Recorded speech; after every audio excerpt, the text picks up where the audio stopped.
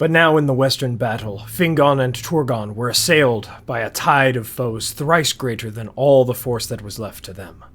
Gothmog, Lord of Balrogs, High-captain of Angband, was come, and he drove a dark wedge between the elven hosts, surrounding King Fingon and thrusting Turgon and Hurin aside towards the Fen of Sadak. Then he turned upon Fingon. That was a grim meeting. Hey everyone, Yoiston here, and I hope you all are doing well, wherever you are in Middle-earth. Today we are taking a look at Gothmog, the Lord of Balrogs, not to be confused with Gothmog, the Lieutenant of Morgul, who I've already done a video on. No, this video will speak about what we know of perhaps the strongest Balrog of all time, the Captain of Angband, and someone with one of the highest kill counts of named elves in all the Silmarillion.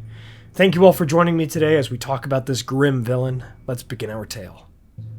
Gothmog is one of those characters that is wrapped in multiple layers of notes and versions, being a vital character that Tolkien needed to utilize in some of his First Age stories, but changed him in the context of his presence in the lore, just as those stories themselves changed from their early iterations to their final drafts.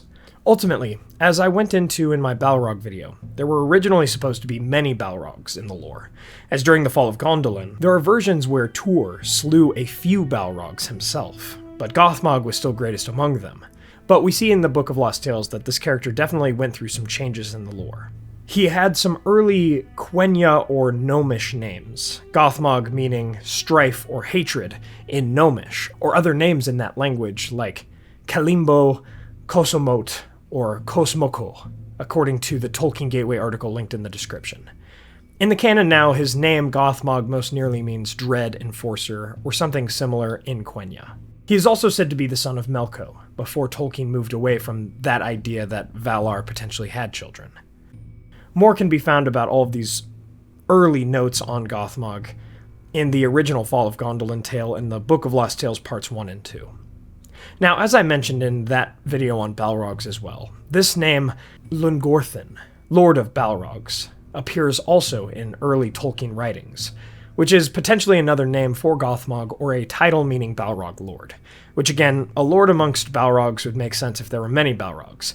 Yet, I think Tolkien ended with this idea that the Balrogs in general were a smaller and more elite force, each of them being individually far harder to slay in combat than his original idea of them, more like what he did with the Nazgul, and when one of them appeared in the story, that would be quite a battle.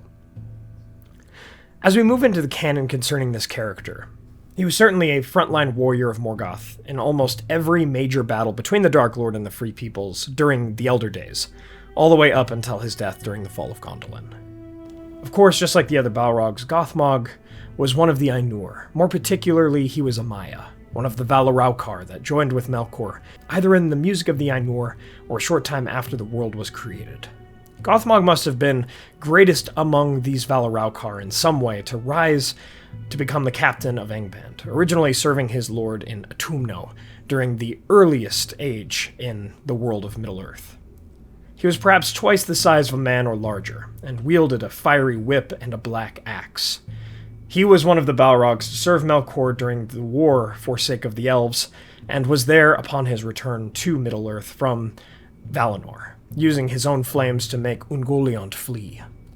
Gothmog's name first appeared in the Silmarillion, however, during the Dagor Nuin Gileath, the Battle Under Stars, for even though Feanor had innate success and victory over Morgoth's forces in the battle, the Elven King rode on too far and became surrounded by Balrogs. Gothmog himself fought and mortally wounded Feanor, and left the wounded Elven King for his sons to find during his final death throes.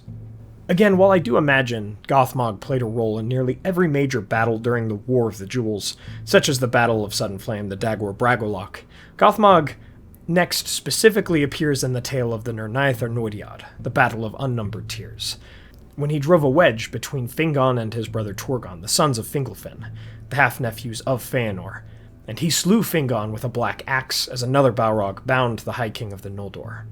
During that same battle, Gothmog would send his troll guard to defeat the greatest warrior among men, Hurin, who guarded Turgon, the new High King of the Noldor, and his retreat from the battle. Though his guard failed and Hurin survived, slaying many, the armies would eventually overwhelm Hurin, whose bodies would bury him, and Gothmog would bind the man and take him to Angband with mockery.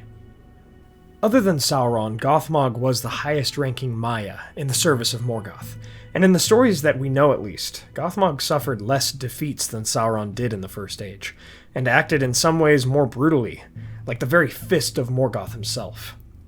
Yet that service would come to an end with one of the final assaults from Morgoth's forces upon the elves of the West in the First Age, with the fall of Gondolin in the last century of the Age. Gothmog himself led that assault on the refuge of Gondolin, the city that Morgoth feared most in that part of the Age, for it was the last bastion of High Elven Noldoran strength left in Beleriand, and High King Torgon dwelt there in that secret city. Through the treachery of Maeglin, the nephew of the king, Morgoth learned of Gondolin's location, and sent Gothmog there with other Balrogs, fire drakes, orcs, and possibly other creatures of evil. Gondolin indeed fell, but the strength of the Noldor was greater than Morgoth might have supposed, for one warrior, Ecthelion of the Fountain, stood against Gothmog, possibly wielding the sword Orcrist. As it is debated within the community, Ecthelion fought against Gothmog, the Lord of Balrogs, and the two slew each other in the Square of the King. In the Book of Lost Tales, there are more details provided, perhaps canon, perhaps not, as the Silmarillion gives a rather simple version of this conflict. But in that version, Tuor the Man was beaten down by Gothmog, even after the Balrog destroyed a few of the high houses of the elves, and Ecthelion, who was already wounded, saved Tuor, fighting against Gothmog and losing his sword before stabbing the Balrog in the chest with the spike on his own helmet, and falling together into the Fountain of the King, where both the elf and Balrog drowned.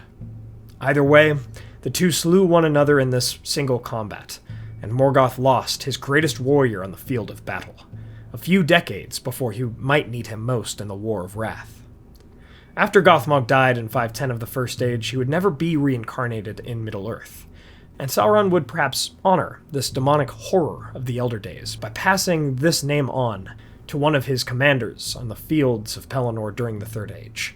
Whether Sauron or someone else named this lieutenant that, I'm not sure, but it certainly called back to this ferocious warrior. And so, thankfully for the Free Peoples, this terrible and mighty Balrog of old left the world, and he would slay no more elves, take no more hostages, in all the years left of Middle-earth to come. If the Dagor Daggerath would come to pass, it would make sense to think that Gothmog would potentially come back to fight for Morgoth once more, but as it stands, Ecthelion's valor permanently ended the threat that Gothmog posed to peace everywhere in Middle-earth. And so, we come to the end of our tale on Gothmog, the Lord of Balrogs. From this tale we see that only with strength and courage may we defy all odds and defeat even the greatest of evils. Thank you all so much for watching. I hope you all enjoyed this video on Gothmog, the Lord of Balrogs. If you did, please be sure to hit that like button and share this with a friend. What are your thoughts and questions about Gothmog? Let me know in the comments below. He's quite a devious character with tremendous strength, a terror to read about from the First Age. If you'd like to support the channel, please consider getting some candles from our friends Mythologie Candles, or order some Weta or United Cutlery Lord of the Rings swords, statues, and other replicas from Castle Kon, which is international shipping, and use the code WEST at checkout, and please check out our merch and Patreon. Also, please check out Z-Wood and their wood-carved maps and clocks, and use the code in the description for 15% off at checkout. Thanks to our Valor Tier patrons and YouTube members, Peter Shepard, John Hume, Reese Jenkins, Arthur Merlin, Theodore, Andrew Carlisle, and Zoomi. Please subscribe and hit that bell button to join the Men of the West and all of the Free Peoples today. And I'll see you all again next week with a video on the top 5 mysteries from the First Age, suggested by WitchKing73 on YouTube. Thank you so much, and I'll see you then, my friends. Thank you all for joining me on this adventure. Until the next one.